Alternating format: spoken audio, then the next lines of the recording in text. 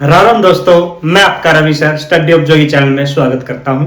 दोस्तों, आज हम बात करते हैं नए जो सिलेबस था बीए फर्स्ट ईयर का, उसके तहत चैप्टर फर्स्ट के बारे में। आप सभी को पता है मार्केट में बुक आ चुकी है हिस्ट्री की, तो इसलिए हम आज से वीडियो में केवल इंपोर्टेंट क्वेश्चन के बारे में बात करेंगे, यानी कि जो एग्जाम में क्वेश्चन आएंगे उन्हीं पर वीडियो बनाएंगे कि पहले चैप्टर से सेकंड चैप्टर से कौन से इंपोर्टेंट क्वेश्चन रहेंगे जो एग्जाम में आए, केवल उन्हीं पर हम वीडियो बनाएंगे। तो आज हम पहले चैप्टर के इंपोर्टेंट क्वेश्चन के बारे में बात करते हैं, तो जल्दी से आज की वीडियो को हम शुरू करते हैं। चैप्टर नंबर पहला है भारतवर्ष का बोध एवं इसकी राजनीतिक रूपरेखा।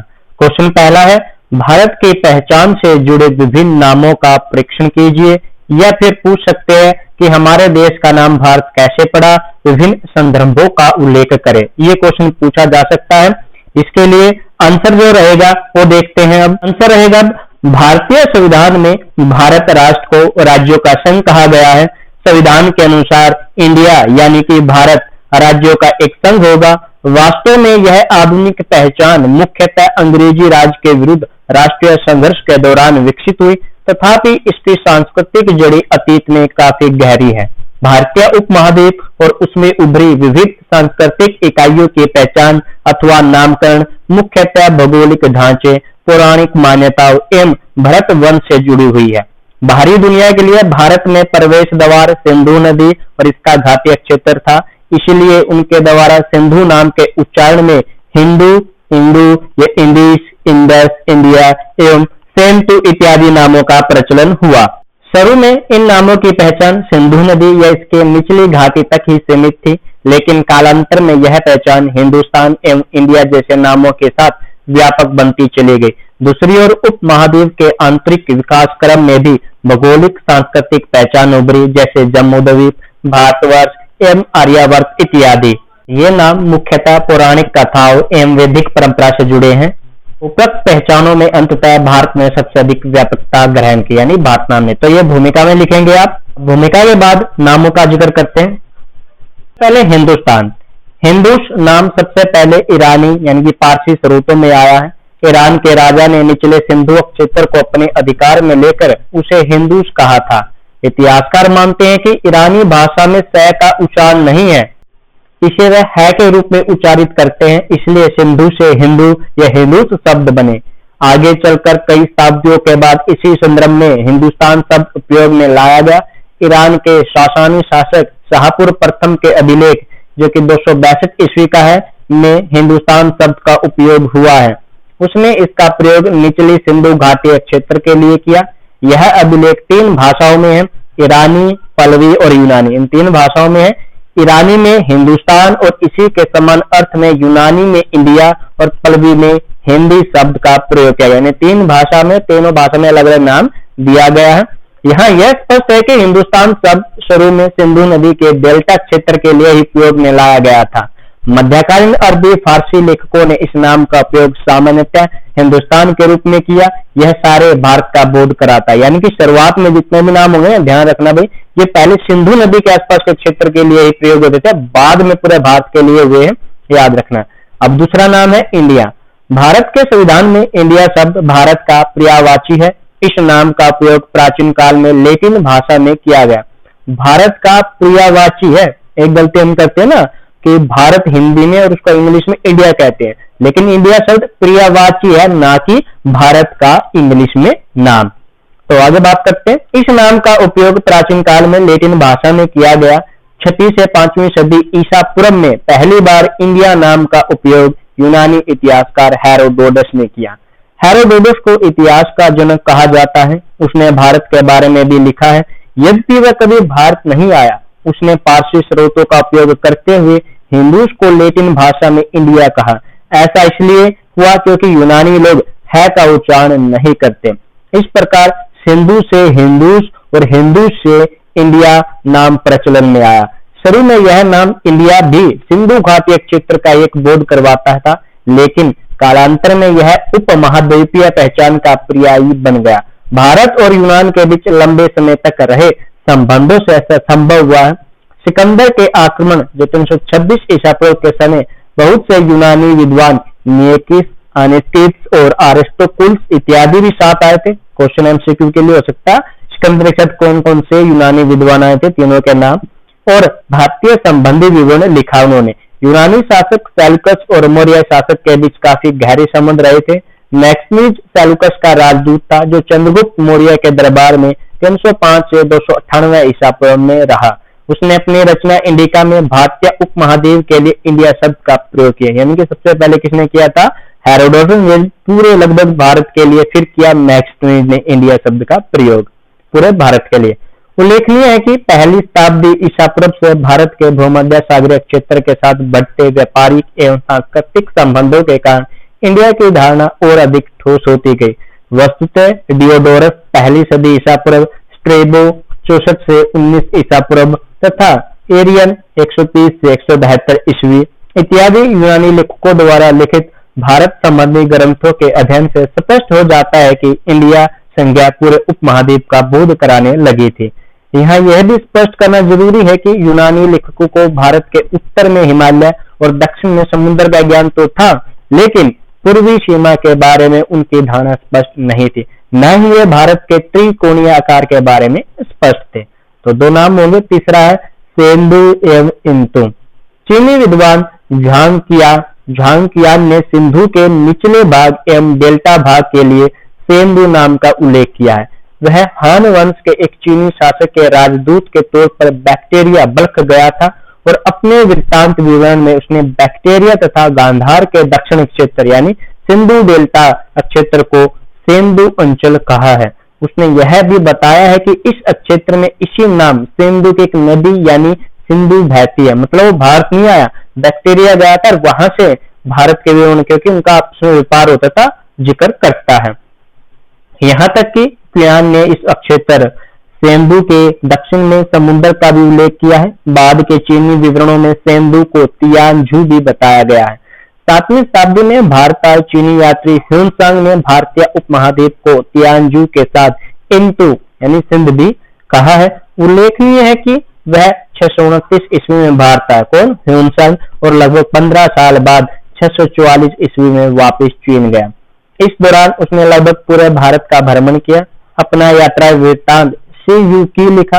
तत्कालीन भारत संबंधी जानकारी का एक महत्वपूर्ण स्रोत है।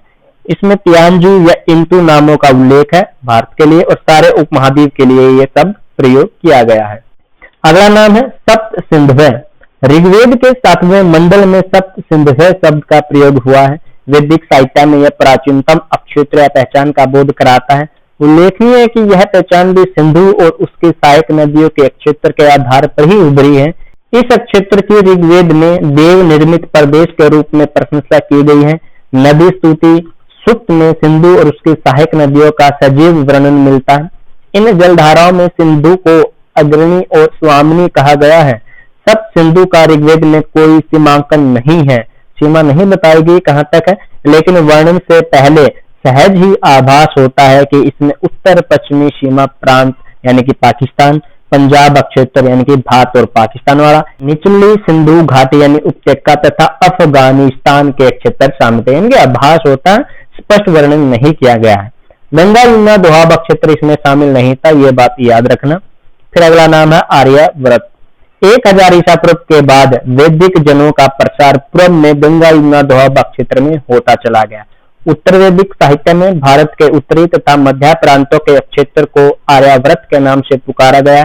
उत्तर वैदिक साहित्य में अंग, पूर्वी बिहार, मध्य, दक्षिणी बिहार, तबंग यानी बंगाल को अपवित्र क्षेत्र कहकर निंदा की गई, क्योंकि ये क्षेत्र उत्तर वैदिक संस्कृति के मुख्य केंद्र से पूर्व में काफी दूर थे। मनुस्मृति में पूरे उत्तरी भारत को आर्यावर्त कहा गया है। इसकी भौगोलिक पहचान पश्चिमी व पूर्वी समुद्रों के बीच एवं हिमालय तथा विंध्य पर्वतों के मध्य बतलाई गई है। इसी तरह 9वीं सदी के विद्वान राजशेखर ने अपनी रचना काव्य मीमांसा में नर्मदा नदी के उत्तरी भाग को आर्यावर्त की संज्ञा दी है। पौराणिक साहित्य में भ्रमव्रत और भ्रम ऋषि नामक 2 उप क्षेत्रों की पहचान भी पता चलती है। सरस्वती तथा दृष्टवती नदी है जो कि हरियाणा के बीच के क्षेत्र को मनुस्मृति में भ्रमव्रत तथा गंगा यमुना के मध्य क्षेत्र को भ्रम ऋषि नाम से पुकारा गया है। एमसीक्यू में कि हरियाणा का प्राचीन नाम भ्रमव्रत था। छठा नाम है उत्तरापथ और दक्षिणापथ। 7वीं सदी के स्रोतों में आर्यावर्त का समानार्थी शब्द उत्तरापथ मिलता है और इस शब्द की उत्पत्ति हुई उत्तरी व्यापार मार्ग से जुड़ी लगती है।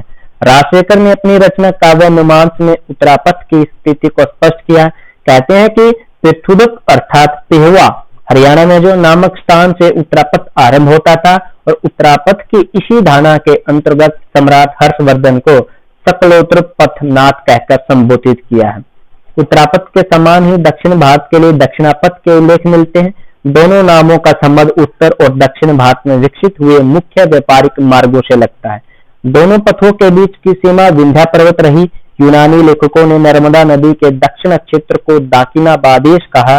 दक्षिणापथ क्षेत्र यानी दक्षिण भारत की नदी घाटियों में विकसित तामिलकम, चोलमंडलम, पांड्या मंडलम व कोंकू देश इत्यादि अक्षेत्रीय सांस्कृतिक इकाई भी उल्लेखनीय है। 7वां नाम है जम्मू द्वीप। पुराणों में पृथ्वी और ब्रह्मांड संबंधी अतीतकालीन परिकल्पनाएं मिलती हैं। इसी एक परिकल्पना में भागवत पुराण से ज्ञात होता है कि जम्मू द्वीप पृथ्वी के केंद्र में स्थित है, जिसके मध्य भाग में स्वर्ण मेरु पर्वत श्रृंखला है और दक्षिणी भाग भारतवर्ष। भारतवर्ष जम्मू द्वीप का श्रेष्ठ क्षेत्र है। इस परिकल्पना का ऐतिहासिक महत्व मौर्य सम्राट अशोक के काल में दिखाई पड़ता है। बौद्ध ग्रंथों में मौर्यों द्वारा शासित क्षेत्र को जम्मू द्वीप कहा गया है। अशोक के प्रथम लघु शिलालेख में मौर्य साम्राज्य को जम्मू द्वीप नाम से ही पुकारा गया है। किसके? अशोक के। इतिहासकार रणवीर चक्रवर्ती लिखते हैं, अशोक के अनुशासन में उल्लेखित जम्मू द्वीप एक प्राचीनतम नाम है। वह किसी भी रूप में काल्पनिक क्षेत्र नहीं अपितु उसका एक निश्चित भौगोलिक राजनीतिक परिचय है। और लास्ट है भारतवर्ष। ऋग्वेद में भरत जन का वर्णन आया है, जिसका शासक सुभाष 10 राजयुद्ध में विजयी रहा था, यानी जीता था। उत्तर वैदिक काल में दुष्यंत और शकुंतला से उत्पन्न पुत्र भरत से महाभारत जुड़ी हुई है और इसी परंपरा में भारत अथवा भारतवर्ष नाम लोकप्रिय हुआ। संभवतः इसी से हमारे देश का नाम भारत पड़ा है। भारतवर्ष का शाब्दिक अर्थ है भरत की संतान। हालांकि जैन मान्यता है इससे थोड़ी भिन्न है, यानी कि अलग है। इसके अनुसार, जैन धर्म के अनुसार, यानी जिस भरत के नाम पर भारतीय उपमहाद्वीप का नाम भारतवर्ष पड़ा है वह पौरव वंश के राजा दुष्यंत का पुत्र न होकर प्रथम जैन तीर्थंकर ऋषभदेव के पुत्र थे। राजनीतिक इकाई के रूप में भारत शब्द का प्रथम उल्लेख पाणिनि की अष्टाध्यायी जो 5वीं सदी ईसा पूर्व में है मिलता है। उसके मत अनुसार यह उत्तर भारत में 22 जनपदों में से एक था।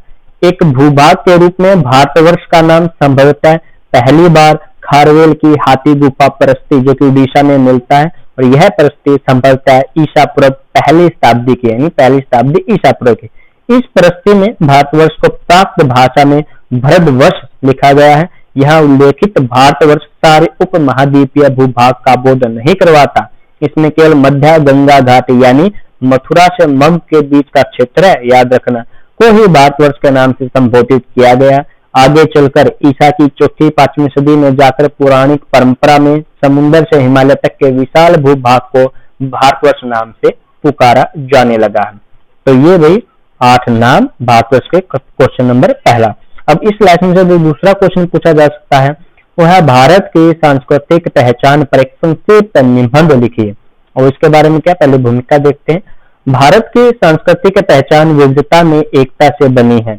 जैसे कि हम जानते हैं भौगोलिक विविधता से भरे भारतीय उपमहाद्वीप में हजारों वर्षों से मानव समूह निवास करता आ रहा है।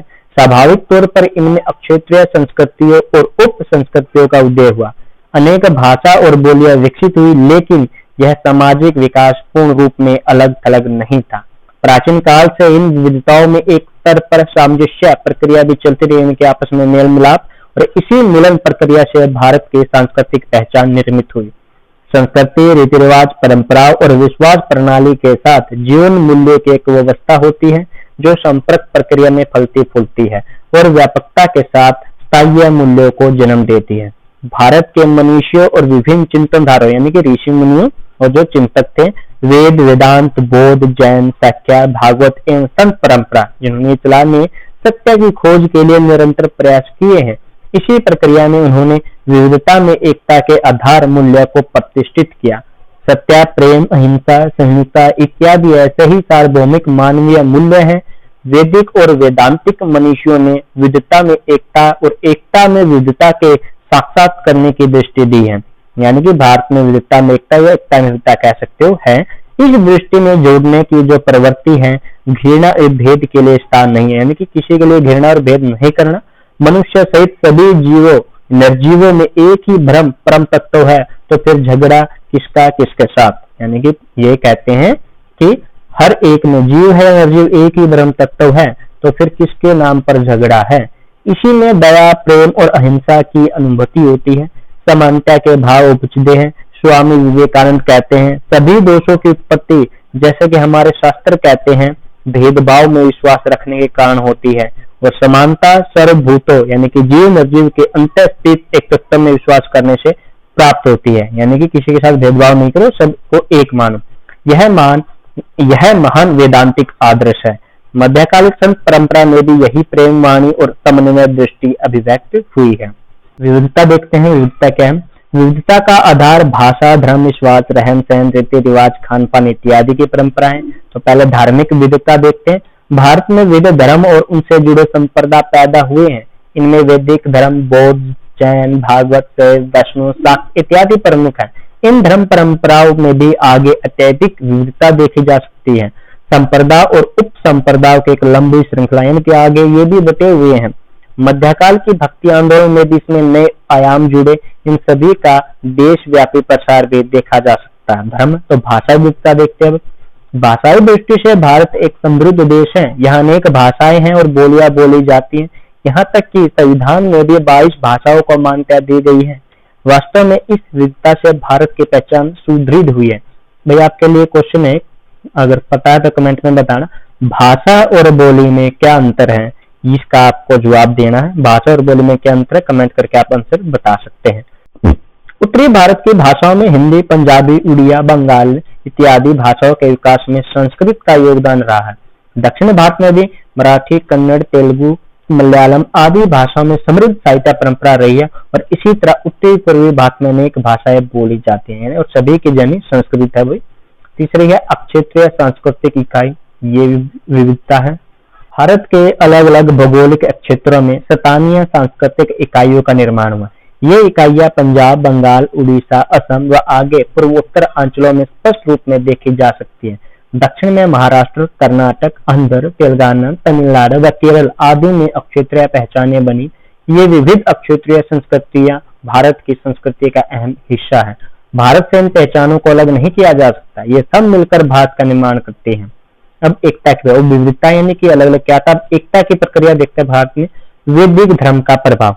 हड़प्पा संस्कृति के पश्चात उत्तरी भारत में प्रभावशाली वैदिक संस्कृति का उदय और विस्तार हुआ, जिसका प्रभाव सारे भारत में देखा जा सकता है। यहाँ तक कि स्वतंत्र रूप में विकसित हुआ बौद्ध व जैन धर्मों में भी वैदिक प्रभाव की झलक मिल जाती है। इस संस्कृति में वेद मूल ग्रंथ हैं। इनकी व्याख्या ग्रंथों में ब्राह्मण, आर्णक्य और सूक्त ग्रंथ शामिल हैं। उपनिषदों में इस संस्कृति को व्यापक रूप मिला। आगे की शताब्दियों में धर्मशास्त्रों, स्मृति ग्रंथों तथा पुराणों के माध्यम से वेदांतिक परंपरा लोक में प्रभावित होती चली गई। वैदिक धर्म की आश्रम अवस्था 4 आश्रम होते हैं हमारे में, ब्रह्मचर्य, गृहस्थ, वानप्रस्थ और संन्यास पहले माना जाता था ये, और सभी आश्रम 25-25 साल के लिए थे, यानी कि ब्रह्मचर्य 25 साल तक, 50 साल तक गृहस्थ, 75 तक वानप्रस्थ और फिर संन्यास तथा पुरुषार्थ यानी कि धर्म, अर्थ, काम और मोक्ष एवं कर्म व पुनर्जन्म आदि सिद्धांतों ने भारत के व्यापक क्षेत्रों को प्रभावित किया। दूसरा, राज्यों की भूमिका। यदि हम भारत के राजनीतिक इतिहास को देखें तो विभिन्न राज्यों और साम्राज्यों के बीच युद्ध एवं संघर्ष भरे पड़े। सच्चाई इतिहास देखोगे तो यह मुख्यतः एक दूसरे के राज्य क्षेत्र को छीनने और संसाधनों पर कब्जा करने के संघर्ष थे, लेकिन इनके सांस्कृतिक परिणाम भी होते थे। इनसे एक क्षेत्र की संस्कृति दूसरे क्षेत्र तक पहुंचती, यानी कि अगर दूसरा कोई कब्जा करता था तो उनकी संस्कृति भी तो दूसरे पर पहुंचती थी। विस्तृत साम्राज्य स्थापित होने पर प्रशासनिक नीतियों से भी सांस्कृतिक मेलजोल होता था। प्राचीन काल में मौर्य साम्राज्य में व्यापक राजनीतिक एकता स्थापित हुई। धर्म नीति से सम्राट अशोक ने देश में सांस्कृतिक एकता के उल्लेखनीय प्रयास किए।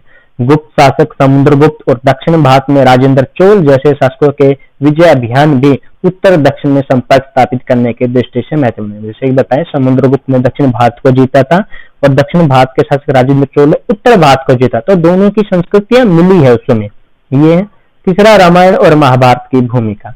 रामायण और महाभारत दो महाकाव्य है जिनका प्रभाव संपूर्ण देश में व्याप्त है। महर्षि वाल्मीकि द्वारा संस्कृत में रचित रामायण के विभिन्न क्षेत्रों में अलग अलग भाषाओं में संस्करण तैयार हुए। तुलसीदास के रामचरितमानस अवधी हिंदी में है, कंबन की तमिल भाषा में है। ये याद रखना एमसीक्यू के लिए हो सकता है, कौन सी किस भाषा में रामायण का अनुवाद है। कन्नड़ में पोना के अतिरिक्त बहुत सी भाषाओं में रामायण के रूप देखे जा सकते हैं। यानी तमिल में कंबन्ने की, यानी कि तमिल भाषा में कंबन्ने, कन्नड़ में पोना ने, ये नाम याद रखना। इसी प्रकार महाभारत भी गतिशील महाकाव्य रहा जिसका सारे भारत की अनेक भाषाओं में विविध संस्करणों में रूपांतर हुआ। महाभारत के शीर्ष अंश के रूप में भगवत गीता का संदेश कर्म योग जो आता है कि कर्म करना चाहिए हमें, भारत की सभी स्थानीय संस्कृतियों में फैला है। चौथा भाई प्रदर्शनीय कलाओं की भूमिका। उत्तरी भारत में रामलीला व रासलीला ने सांस्कृतिक मूल्यों को एकता का प्रसार करने में योगदान दिया है। इन्हीं की तर्ज पर क्षेत्रीय संस्कृतियों में भी प्रदर्शनी कलाएं विकसित हुई हैं, जैसे कि कर्नाटक में यक्षगान, केरल में कथकली आदि। पौराणिक परंपरा में श्री राम व श्री कृष्ण भगवान विष्णु के अवतार है, वे अपने आप में ही समावेशी प्रक्रिया थे। श्री कृष्ण की कलाओं से प्रभावित होकर देश के विभिन्न भागों में विभिन्न शास्त्रीय नृत्यों का विकास हुआ। प्रदर्शन के लिए अपने अपने क्षेत्र की भी कला जो दिखाई जाती है, जैसे कि अभी दशहरा आने वाला है तो रामलीलाएं के माध्यम से दिखाया जा रहा हो प्रदर्शनी कला ही है, जिनमें मुख्य है भारतनाट्यम, कुचिपुड़ी, मोहिनीअट्टम, कथकली, ओडिसी व मणिपुरी। इसी प्रकार संगीत परंपरा ने सामवेद काल से ही इस देश में एकता को बढ़ावा दिया। हिंदुस्तानी शास्त्रीय संगीत और कर्नाटक शास्त्रीय संगीत के साथ साथ देश के सभी भागों में संगीत की स्थानीय परंपरा विकसित हुई है। आगे है भक्ति आंदोलन। भारत में भक्ति आंदोलन ने वास्तव में सांस्कृतिक एकता स्थापित करने में अहम योगदान दिया है। हिंदू धर्म के सारे तत्वों व इसके मूल्यों को संत कवियों ने अपनी कविताओं में पिरोया है और जन जन तक पहुंचाया। हिंदी भाषा क्षेत्र में तुलसीकृत, रामचरितमानस, सूरदास के पद, कबीर की साखी, नानक वाणी और मीरा के भजनों ने यह कार्य किया कि आम जनता तक उस संदेश को पहुंचाया। दक्षिण भारत में अलवार व नयनार, महाराष्ट्र में तुकाराम ने, तमिलनाडु में त्यागराज ने, बंगाल में चैतन्य महाप्रभु ने, गुजरात में नरसिंह मेहता और कर्नाटक में बासव ने भक्ति आंदोलन को ऊर्जा प्रदान की। किस क्षेत्र में किसने का ध्यान रखना एमसीक्यू के लिए इंपोर्टेंट है। आगे है धार्मिक यात्राएं। प्राचीन काल से ही संत और ऋषिगण दूर दराज के क्षेत्रों में जाकर अपना मत प्रसारित करते थे, यानी कि ऋषि मुनि जाते थे और संदेश या फिर उपदेश यानी कि उपदेश वो देते थे ऋषिगण। बहुत से स्थान जहां ये रुके या फिर ऋषियों ने अपने आश्रम बनाए वो लोक परंपरा में पवित्र धाम बन गए। उत्तर भारत में बद्रीनाथ धाम, चारों धामों की बात होगी ध्यान। उत्तरी भारत में है कौन सा? उत्तर में बद्रीनाथ धाम का उत्तराखंड में, पूर्व में है जगन्नाथपुरी धाम जो उड़ीसा में, पश्चिम में है द्वारकापुरी धाम जो कहाँ है? गुजरात में, और दक्षिण में श्रृंगेरी जो कि कर्नाटक में। चार धाम होंगे हमारे, पूर्व, पश्चिम, उत्तर, दक्षिण। हिंदू धर्म के चारों धाम भारत को सांस्कृतिक एकता प्रदान करने में अहम है। संपूर्ण भारतवर्ष से इन नामों की यात्रा पर पुण्य भाव प्राप्त करते हैं। इनके अतिरिक्त हरिद्वार, प्रयाग, वाराणसी, कुरुक्षेत्र, मथुरा, अमरनाथ, वैष्णो देवी, कन्याकुमारी आदि भारत के मुख्य पवित्र स्थल। कितने ही लिख सकते हैं आप पवित्र स्थलों के बारे में, जहां सदियों से भारतीय जनमानस धर्म यात्रा पर जाता रहा है। गंगा, यमुना, नर्मदा, कावेरी, कृष्णा इत्यादि सभी नदियों को पवित्र माना जाता, इन्हें पूजनीय मानते हुए इनमें स्नान कर भारत के लोग पुण्य प्राप्त करते रहे हैं। हिंदू धर्म की तरह बौद्ध व जैन तीर्थस्थल भी सारे देश में फैले, जैसे सारनाथ, बोध गया, सांची इत्यादि। बौद्ध मत के पवित्र स्थान रहे हैं श्रवणबेल गोला राजस्थान में, आबू पर्वत, दिलवाड़ा के मंदिर। जैन धर्म के तीर्थस्थल यानी कि जो सारनाथ, बोध गया ये है बौद्ध के, और जैन धर्म के श्रवणबेल गोला राजस्थान में, आबू पर्वत पर दिलवाड़ा के मंदिर ये पवित्र है जैन धर्म के। तो आगे बात करते हैं विरोध व सुधार की परंपरा। धर्म और संस्कृति शाश्वत मानवीय मूल्यों की द्योतक है। यदि इसमें स्वार्थ आ जाए तो ये मूल्य दब जाते हैं और बुराई घर कर जाती है। धर्म मठाधीशों के स्वार्थ का शिकार हो जाता है। धर्म में रूढ़ियों घर कर जाती है। रूढ़ियां यानी कि जो पुराने विचारों को घर कर जाते हैं। लोगों के लिए धर्म एक भार बन जाता है। इन परिस्थितियों में इन रूढ़ियों और बुराइयों के विरोध के साथ नया चिंतन जन्म लेता है और भारतीय समाज में वैदिक काल से ही विरोध व सुधार की परंपरा रही है। वेदांत दर्शन, बौद्ध व जैन मत, भक्ति आंदोलन इत्यादि सभी इसी परंपरा के भाग हैं। वास्तव में इस परंपरा ने भारत के सांस्कृतिक इतिहास में एक सुरक्षा नली का काम किया। इससे निरंतर बदलाव आता रहा। इससे भारतीय समाज की एकता टूटने या बिखरने के बजाय और मजबूत हुई है। यानी कि और थोड़ा सिंपल शब्दों में इसको मैं एक्सप्लेन करूं, विरोध व सुधार, यानी कि समय के साथ हर धर्म में विरोध होता है और हर धर्म में फिर सुधार आता है। जैसे कि कोई भी धर्म उठा के देख लो, सनातन धर्म उठाओगे तो उसमें पहले अच्छा था, समय के साथ बुराइयां आई हजारों वर्षों में, फिर उसके खिलाफ विरोध हुआ, फिर उसमें क्या हुआ, नए बने जैन और बौद्ध, फिर आगे चलकर जब गुप्त काल तक आता है तो फिर इसमें सुधार होता है, फिर से वो अच्छा धर्म बन जाता है, फिर आगे चलकर बुराई आती, फिर विरोध होता है, फिर सुधार, यह परंपरा चलती रहती है। तो दो क्वेश्चन हो गए भाई। तीसरे क्वेश्चन की बात करें जो इस चैप्टर से आ सकता है वो है भारत की राजनीतिक रूपरेखा के बारे में आप क्या जानते हैं। तीनों ही क्वेश्चन इंपोर्टेंट है, 14 नंबर के हिसाब से आएंगे, तो ऐसे ही लिखना है आपने, पूरा 14 नंबर आपके कहीं नहीं जाएंगे। तो तीसरे क्वेश्चन के आंसर की बात करते हैं। भूमिका पहले, भारतीय उपमहाद्वीप में राजनीतिक इकाइयों के रूप में उल्लेख उत्तर वैदिक काल से मिलने लगते हैं। आगे की शताब्दियों में साम्राज्य के उदय, विक्राम एवं अक्षत्रिय राज्यों के संघर्ष का इतिहास मिलता है, जिसमें कई बार व्यापक राजनीतिक एकता भी प्रकट हुई। संक्षेप में प्राचीन भारत में उभरी राजनीतिक रूपरेखा की तस्वीर इस प्रकार है। तो किस प्रकार है, यानी कि एक राजनीतिक उपाय में बना, सबसे पहले जन से जनपद, जनपद से महाजनपद, फिर एक साम्राज्य बनता है, ये प्रक्रिया रही है। अब बात करते हैं जन से। ऋग्वेद में जनजातीय राज्यों के रूप में 275 बार जन शब्द का मिलता है उल्लेख। तो यानी कितनी बार, 275। उत्तर वैदिक साहित्य में जनपदों का उल्लेख मिलता है। जनपद का शाब्दिक अर्थ क्या है, जहां जन यानी कि लोगों ने अपना पद यानी पांव जमा लिए। जन स्थायी रूप से बस गया, अर्थात जनपद का अर्थ है अक्षत्रिय राज्य या उत्तर भारत में उभरती हुई शुरुआती राजनीतिक इकाई थी। और सिंपल शब्द में बात करें, जब पाषाण काल से कबीलों के रूप में इकट्ठा रहने लगा व्यक्ति, तो जमीन पर स्थायी रूप से नहीं रहता था, तो कबीले के रूप में तो इकट्ठा हो गया एक स्थान से, भुवन तो ज्यों जी रहा, लेकिन जन जब वो एक स्थान पर रहने, जन यानी कि वो लोग जब एक स्थान पर रहना शुरू कर दिया उन्होंने, तो वो क्या बने, जनपद, यानी कि जन में जहां पद पांव रखे, और जनपद ही फिर आगे विकसित होते हुए महाजनपद बनते हैं महाजनपद, जनपद ही आगे विकसित होते हुए महाजनपद बनते हैं। अगला ही पॉइंट है महाजनपद। बौद्ध साहित्य अंगुत्तर निकाय में हमें 16 महाजनपदों की जानकारी मिलती है आंशिकों के लिए। इसके अलावा बता दूं, जैन धर्म के भगवती सूत्र में भी हमें 16 महाजनपदों की जानकारी मिलती है। जैन धर्म में भगवती सूत्र और बौद्ध साहित्य में अंगुत्तर निकाय में। इन बड़े राज्यों का उदय कृषि, उद्योग और व्यापार के विस्तार से संभव हो पाया है, क्योंकि इन आर्थिक परिवर्तनों से राज्य की आय और राज्य की शक्ति, यानी राजा की शक्ति बढ़ी और राज्य की इनकम बढ़ी है, आय बढ़ी है। इन राज्यों में सबसे शक्तिशाली बिहार क्षेत्र में मगध बना। वास्तव में मगध ने भारत में पहली बार साम्राज्य का रूप धारण किया, यानी कि आगे सिलेबस में बात करेंगे जब हम 16 महाजनपद आए, यानी जनपद से फिर 16 महाजनपद आए, और उनमें भी जो सबसे पावरफुल या फिर सबको जीतता और मगध महाजनपद जीतता है और फिर उसमें साम्राज्य बनता है। तो उसी कड़ी में तीसरा पॉइंट है मौर्य साम्राज्य। तो एक बड़ा साम्राज्य उसमें कौन बनता है, मौर्य साम्राज्य। लोहे के विशाल भंडारों और कृषि की उपजाऊ भूमि और कई अन्य कारणों से महाजनपदों में मगध पहला साम्राज्य बना, सबसे शक्तिशाली बना और सभी को जीत लिया। किन किन कारणों से, ये कारण बताएं। इनमें भरीद्रथ पहला वंश, फिर हर्यक, फिर शिशुनाग वंश ने शासन किया, फिर नंद वंश के शासकों ने इस पर राज किया। अंतिम शासक धनानंद या घनानंद को पराजित करके कब 322 ईसा पूर्व में चाणक्य और चंद्रगुप्त मौर्य ने मगध राज्य पर अधिकार किया था। चाणक्य की सहायता से कौन, चंद्रगुप्त मौर्य ने किया था, और एक विशाल साम्राज्य बनाया, एक नया साम्राज्य की स्थापना की, मौर्य साम्राज्य। चंद्रगुप्त ने बिहार, उत्तर प्रदेश के अतिरिक्त पंजाब तथा पश्चिम व मध्य भारत के क्षेत्रों को जीतकर अपने साम्राज्य में शामिल किया। उन्होंने यूनानी शासक सेल्युकस को हराकर सिंधु नदी का पश्चिमी क्षेत्र, अफगानिस्तान व बलूचिस्तान के क्षेत्र भी अपने अधिकार में ले लिए। तो यानी अफगानिस्तान तक अब भारत का साम्राज्य हो गया, किसका, चंद्रगुप्त मौर्य का। चंद्रगुप्त के बेटे बिंदुसार, जिसका समय पीढ़ा 298 से 273 ईसा पूर्व में दक्षिणी भारत में कर्नाटक तक के क्षेत्र को मौर्य साम्राज्य में शामिल किया। मौर्य सम्राट अशोक, जिसका टाइम पीरियड 269 से 232 ईसा पूर्व में, 261 ईसा पूर्व में कलिंग यानी कि उड़ीसा को अपने साम्राज्य में मिलाते हुए राजनीतिक एकीकरण संपूर्ण किया। उल्लेखनीय है कि अपना प्रथम लघु शिलालेख में अशोक ने अपने साम्राज्य को जम्मू द्वीप नाम से पुकारा। हम नामों में पहले जिक्र कर चुके। फिर मौर्योत्तर साम्राज्य में मौर्य काल के बाद मौर्यों के पतन के बाद एक ओर तो कई स्थानीय राज्यों का उदय हुआ और दूसरी ओर विदेशी आक्रमणकारियों के हमले हुए हैं।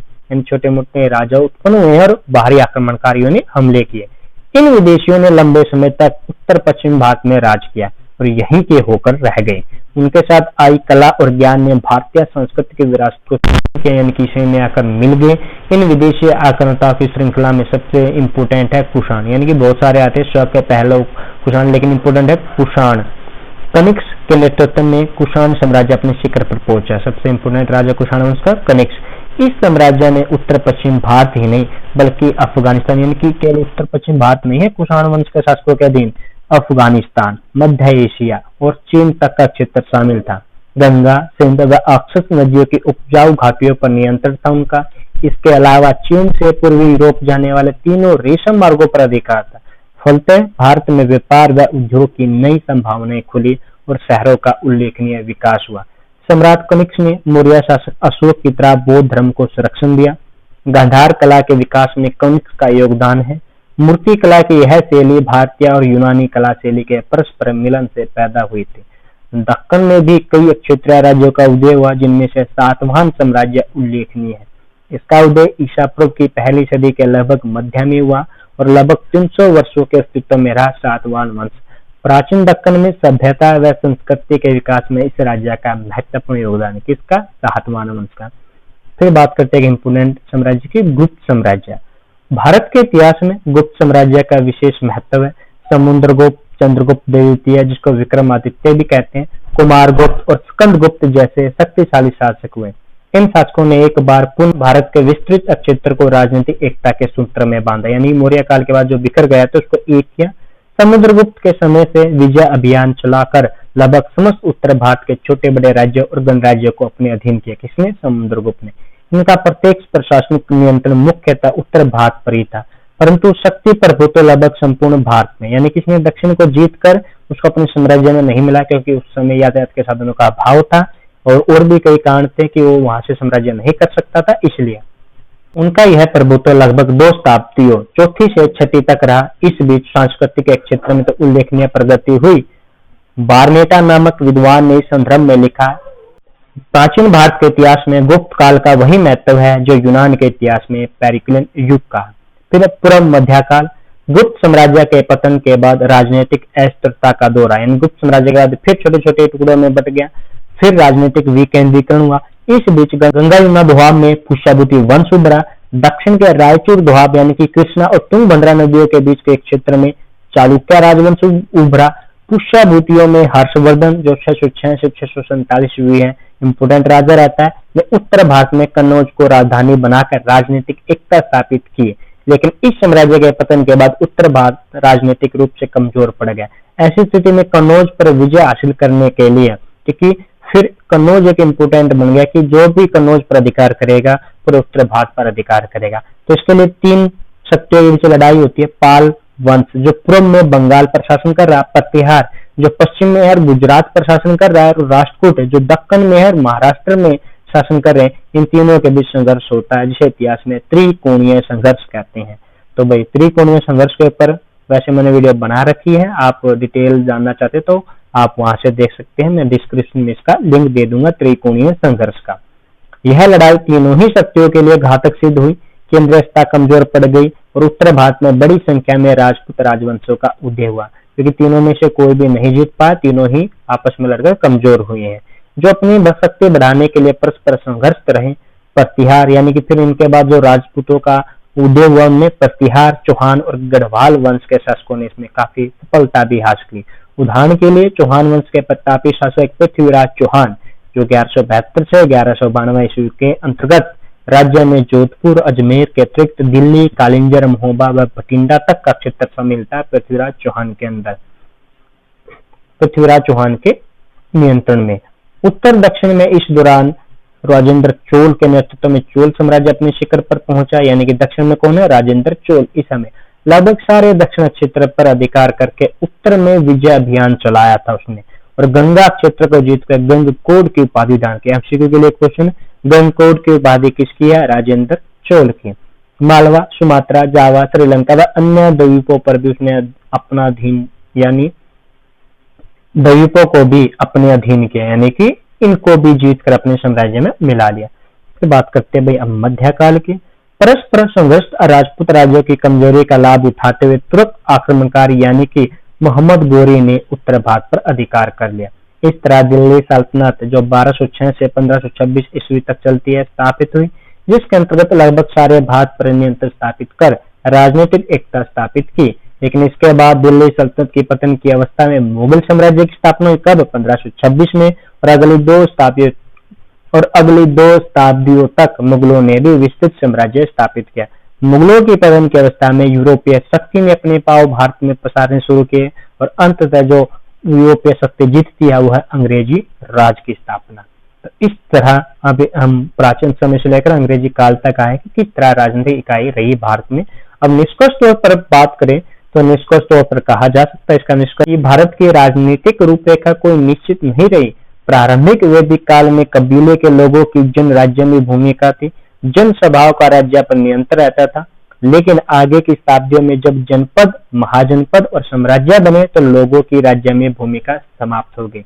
राष्ट्र यानी कि जब पहले कबीले थे, केवल जन थे, तो लोगों की महत्ता थी, ये लोग चुनते थे। लेकिन जब वो जनपद और महाजनपद साम्राज्य बना तो लोग तो नामात्र रह गए, फिर उनकी कोई भी नहीं सुनी जाती थी। राजतंत्र व्यवस्था आ गई थी, सत्ता का दैवीय सिद्धांत राजतंत्र का आधार बन गया, यानी कि ये कंसेप्ट आ गया कि भगवान ने ही राजा को अधिकार दिए हैं शासन करने के लिए, जनता ने नहीं चुना। राज्यों का विस्तार अथवा पतन शासकों की शक्ति, आर्थिक और सैनिक सूझबूझ व प्रशासनिक नीतियों पर निर्भर करता था। यानी कि कोई योग्य राजा था तो ठीक चलाता था, अयोग्य तो नहीं। ऐसी स्थिति में प्राचीन व मध्यकालीन भारत का राजनीतिक इतिहास साम्राज्य के बनने और बिखरने का क्रम, केंद्रीकरण और विकेंद्रीकरण रह गया। यानी कि कभी मजबूत होता किसी राजा के दिन तो कभी फिर बिखर जाता अयोग्य आने पर। तो स्थानीय इस बिखराव की अवस्था में स्थानीय शासकों में से कोई शक्तिशाली शासक उभरता और साम्राज्य रूपी बड़ी राजनीतिक इकाई स्थापित करता, या फिर राजनीतिक कमजोरी का लाभ उठाते हुए बाहरी आक्रमणकारी अपने साम्राज्य यहाँ स्थापित कर लेते। भारत की एक सुनिश्चित राजनीतिक रूपरेखा अंग्रेजी राज से मुक्ति 15 अगस्त 1947 को जो हुई के साथ भारतीय संविधान में गणतंत्र की घोषणा से स्थापित हुई, यानी कि निश्चित जो फिर कभी नहीं बदली, इससे हुई है। इस दिन से भारत की राजनीतिक एकता राष्ट्रीय चेतना के साथ मुख्यतः आजादी के संघर्ष में पैदा हुई, तथापि इसकी जड़ें अतीत में बहुत गहरी है। शुरुआत से थी लेकिन निश्चित रूप से वो बदलती रहती थी, निश्चित रूप से कब बनी? 15 अगस्त 1947 को। इसी के साथ हमारे 3 इंपोर्टेंट क्वेश्चन समाप्त हुए। तो दोस्तों ये थे बीए फर्स्ट ईयर के चैप्टर 1 के इंपोर्टेंट क्वेश्चन। अगर वीडियो अच्छी लगी है तो वीडियो को लाइक, शेयर और कमेंट जरूर करें। हाँ, और चैनल को सब्सक्राइब करना ना भूलें, क्योंकि ऐसे ही वीडियो हमारे चैनल पर बनती रहती हैं। तो आगे के लिए वीडियो आपको जल्द से जल्द बने, इसलिए चैनल को सब्सक्राइब भी जरूर कर ले। धन्यवाद।